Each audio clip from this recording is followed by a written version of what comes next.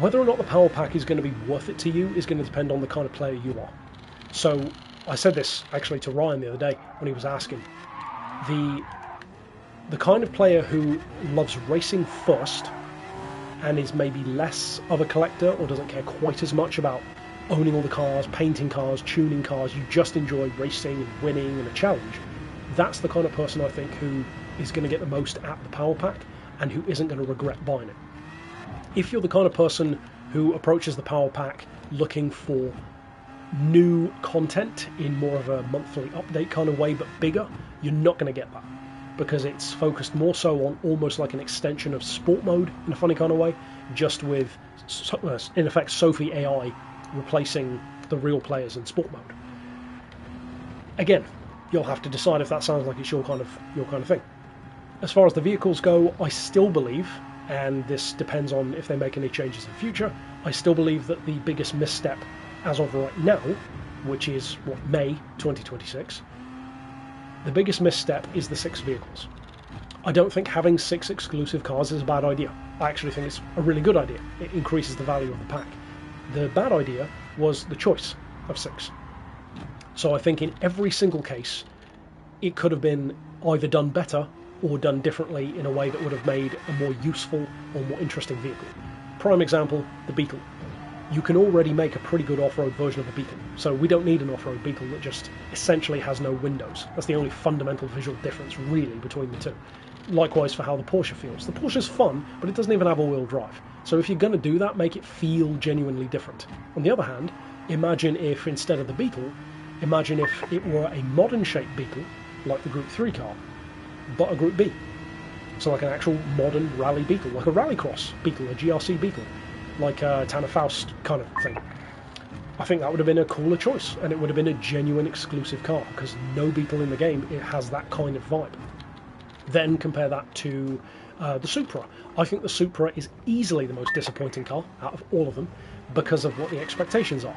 It's so expensive, you know, in terms of value, 3 million is a lot. It's clearly going for that Le Mans GT1 kind of appearance, etc, etc, etc. It's too heavy, it doesn't have enough downforce, the handling is not good, it's just a really underwhelming car, and you can literally build a better incarnation of a Le Mans racing Supra by just using my special project for a normal Supra. I built the red and white GT1 Supra style, and it's just a better car than the Supra that's in the power pack. So what should they have done instead? Make it the actual Supra GT1 car, or make it something that's, I don't know, in that kind of vein, but a bit different. Something that's, I don't know, the same car but with more downforce and lighter even. I would have taken that. Then you got the Skyline. The Skyline is a fictional race car for no real good reason. I mean, it's clearly inspired by a legendary Skyline race car. Add the Skyline race car then. I mean, it's legendary for a reason, you know, racing at Fuji and all that kind of stuff. Just make it that actual car instead. Sure, you'd have to maybe pay a bit more for licensing and little sponsors and stuff, but, you know, if you're going to do it properly. What other ones are there? The Toyota 86.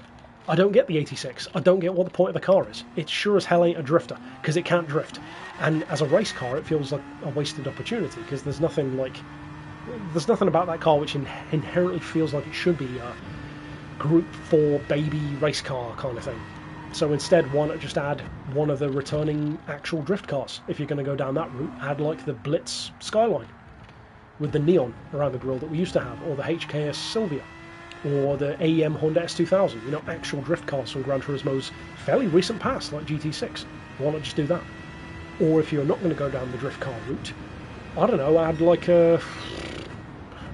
some different variation of an 86 which goes more into the JDM culture side of things. Maybe like an exclusive engine swap that you can't do in the normal game, and exclusive visuals that feel more extreme. Maybe even like a Bosuzoku kind of 86, you know, with a crazy, insane silhouette body kit. You know, something that's more interesting, that feels like, even if it isn't good, it's at least different, like the SEMA show car one. So to me, the biggest misstep of the power pack is definitely the cars. Wildly bad vehicles compared to what they could have been. Each of them individually you can say good things about, and I've reviewed all of them, but overall, they're just not really that much of a reward. The events themselves, I would say, some of them looking back are a little repetitive, but the structure I would say is pretty good overall. I would have personally liked to have seen more integration with stuff like classic racing, but more specifically, like classic muscle cars, maybe a bit more of that. It seemed very Group 3, Group 4 and JDM heavy, at least from thinking back in my mind. Definitely get more endurance races in there, because there's 4 basically, and this is one of them. You've got 6 hours, 8 hours and 2 24s.